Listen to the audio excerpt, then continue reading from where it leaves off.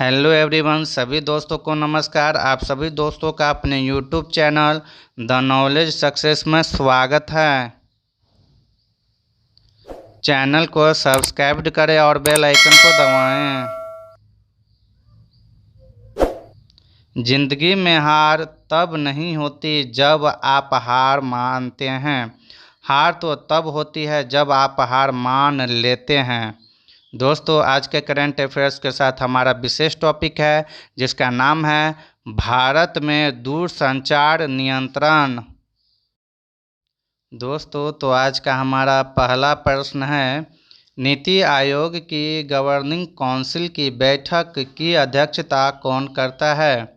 उत्तर है भारत के प्रधानमंत्री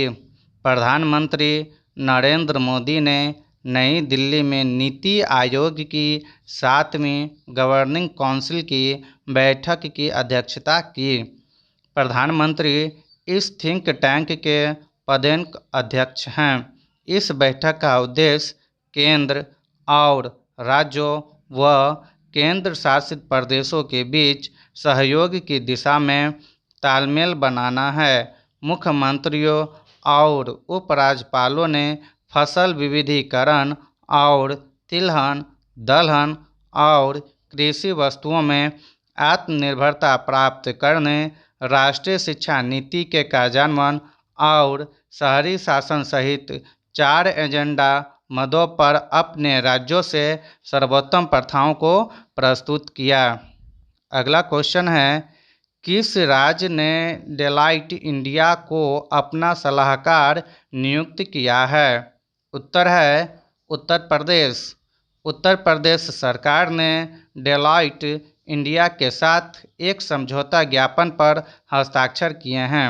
इससे राज्य की अर्थव्यवस्था को 1 ट्रिलियन अमेरिकी डॉलर तक बढ़ाने के लक्ष्य को प्राप्त करने के लिए एक सलाहकार के रूप में नियुक्त किया है। यह निर्णय एक उच्चाधिकार प्राप्त समिति की सिफारिश पर आधारित था। डेलॉयट इंडिया सेक्टरवार अध्ययन करने के बाद भविष्य की कार्य योजना पेश करेगा। अगला क्वेश्चन है, हाल ही में खबरों में रहा डोनीपोलो एयरपोर्ट किस राज्य में स्थित है? उत्तर है अरुणाचल प्रदेश।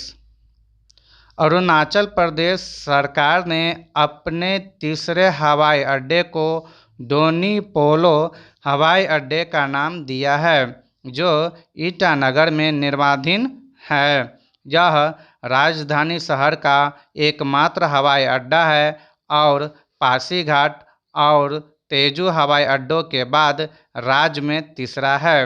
राज्य की जनजातीय भाषा में डोनी का अर्थ सूर्य और पोलो का अर्थ चंद्रमा होता है। अगला क्वेश्चन है, सभी आधिकारिक पुरस्कारों की सिफारिशों और नामांकन के लिए सामान्य पोर्टल का नाम क्या है? उत्तर है राष्ट्रीय पोर्टल। भारत सरकार के विभिन्न मंत्रालयों, विभागों, एजेंसियों के सभी पुरस्कारों को एक डिजिटल प्लेटफॉर्म के तहत लाने के लिए भारत सरकार द्वारा एक सामान्य राष्ट्रीय पुरस्कार पोर्टल विकसित किया गया है। इस पोर्टल का उद्देश्य नागरिकों को भारत सरकार द्वारा स्थापित विभिन्न पुरस्कारों के लिए व्यक्तियों या संगठनों को नामांकित करने की सुविधा प्रदान करना है। हाल ही में सरकार ने वायुश्रेष्ठ सम्मान और पद्म पुरस्कारों के लिए नामांकन आमंत्रित किए। अगला क्वेश्चन है, भारत के 14वें उपराष्ट्रपति के रूप में किसे चुना गया है? उत्तर है जगदीप धनखड़। जगदीप धनखड़ ने विपक्षी उम्मीदवार मार्गरेट अल्वा को हराकर भारत का उपराष्ट्रपति चुनाव 2022 जीता है। धनखड़ भारत के 14वें उपराष्ट्रपति होंगे जो मौजूदा उपराष्ट्रपति एम वेंकैया नायडू का स्थान लेंगे। उन्होंने जनता दल सरकार में संसदीय मामलों के राज्य मंत्री के रूप में कार्य किया है। वह जुलाई 2019 में पश्चिम बंगाल के राज्यपाल बने। तो दोस्तों आइए अब हम लोग चलते हैं आज के विशेष टॉपिक की ओर, जिसका नाम है भारत में दूरसंचार नियंत्रण। हाल ही में संचार मंत्रालय के तहत दूरसंचार विभाग ने दूरसंचार क्षेत्र को नियंत्रित करने वाले कानूनी ढांचे को संशोधित करने की आवश्यकता पर इनपुट आमंत्रित किया है। इसने परामर्श पत्र भी जारी किया है, जिसमें नए कानूनी ढांचे की आवश्यकता का सुझाव दिया गया है, जो स्पष्ट, सटीक और बदलते अवसरों एवं अनुप्रयुक्त विज्ञान के अनुरूप है। अब नए ढांचे की आवश्यकता क्या है? तो भारत में दूरसंचार के लिए कानूनी आधार को भारत की स्वतंत्रता से बहुत पहले बनाए गए कानूनों द्वारा परिभाषित किया गया है। 1 अक्टूबर 1885 को भारतीय टेलीग्राफ अधिनियम लागू होने के बाद से हाल के दशकों में प्रौद्योगिकी काफ़ी उन्नत हुई है। इसलिए हितधारक इसे बदलती प्रौद्योगिकी के अनुरूप रखने हेतु कानूनी ढांचे के विकास की मांग कर रहे हैं। इसमें सुझाव क्या सब है? तो पहला है सहयोगात्मक विनियमन। उदार और तकनीकी रूप से निष्पक्ष तरीके से स्पेक्ट्रम उपयोग को सक्षम करने वाला नया कानूनी ढांचा विकास करना। साथ ही केंद्र सरकार को जनता के हित में स्पेक्ट्रम के उपयोग के लिए सहजता की गारंटी देगा। आवृत्ति की रेंज पर पुनः विचार। कानून में आवृत्ति की रेंज के पुनः निर्धारण और सामंजस्य के प्रावधानों को शामिल करने की आवश्यकता है। सरलीकृत ढांचा।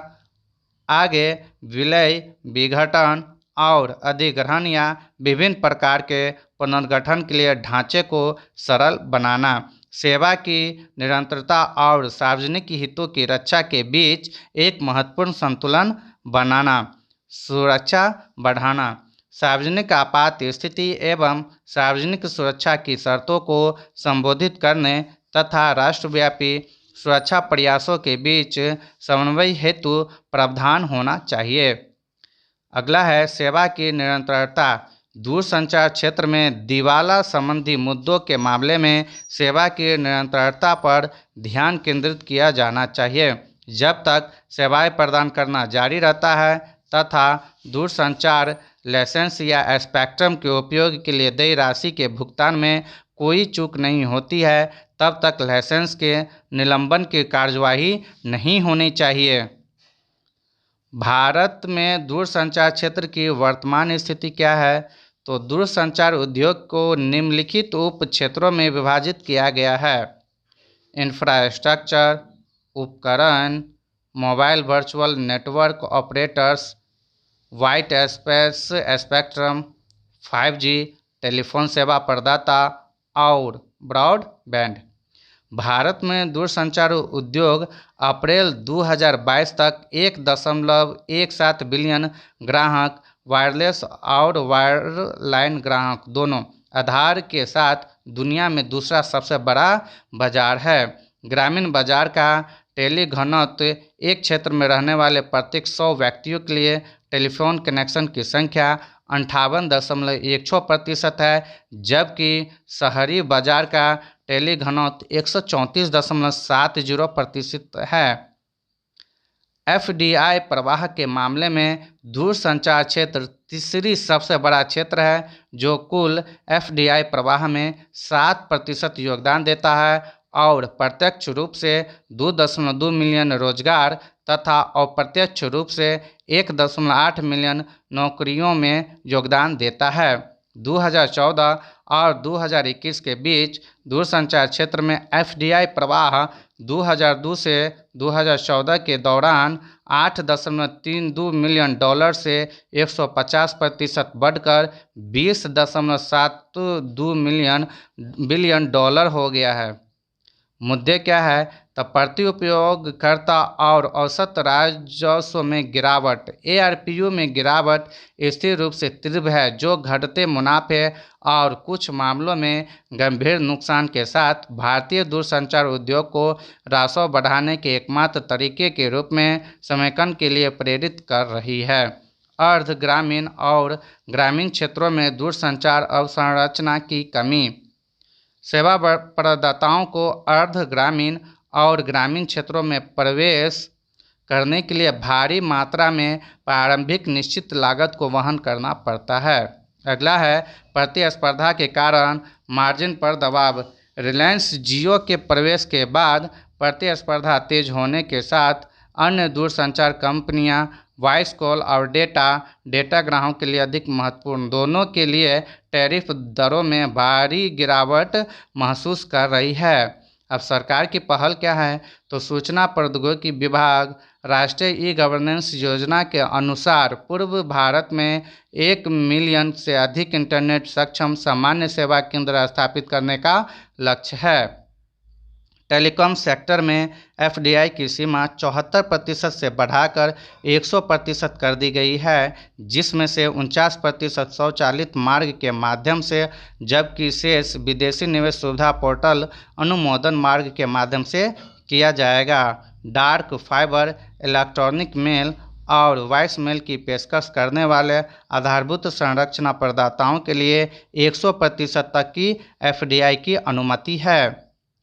वर्ष 2021 में केंद्रीय मंत्रिमंडल ने दूरसंचार क्षेत्र में कई संरचनात्मक और प्रक्रिया सुधारों को मंजूरी प्रदान की थी। तो चलिए दोस्तों, आज के स्टैटिस्टिक्स GK की ओर चलते हैं और आज के महत्वपूर्ण प्रश्नों को देखते हैं। तो पहला है, क्षेत्रफल की दृष्टि से भारत में सबसे छोटा राज्य कौन सा है? उत्तर है गोवा। अगला है, ओणम किस राज्य का प्रसिद्ध त्यौहार है? उत्तर है केरल। अगला है, दिल्ली भारत की राजधानी कब बनी? उत्तर है 1911। अगला क्वेश्चन है, सबसे चमकीला ग्रह कौन सा है? उत्तर है शुक्र। अगला क्वेश्चन है, भारत का राष्ट्रीय पशु कौन सा है? उत्तर है बाघ। अगला क्वेश्चन है, भारत का राष्ट्रीय पक्षी कौन सा है? उत्तर है मोर। अगला क्वेश्चन है, भारत का राष्ट्रीय जलीय जीव कौन सा है? उत्तर है गंगा डॉल्फिन। अगला क्वेश्चन है, भारत का राष्ट्रीय फल कौन सा है? उत्तर है आम। अगला क्वेश्चन है, भारत का राष्ट्रीय फूल कौन सा है? उत्तर है कमल। अगला क्वेश्चन है, भारत का राष्ट्रीय पेड़ कौन सा है? उत्तर है बरगद। थैंक्स फॉर वाचिंग दोस्तों। यदि वीडियो अच्छा लगे तो चैनल को सब्सक्राइब करें, लाइक करें और दोस्तों के बीच शेयर करना न भूलें।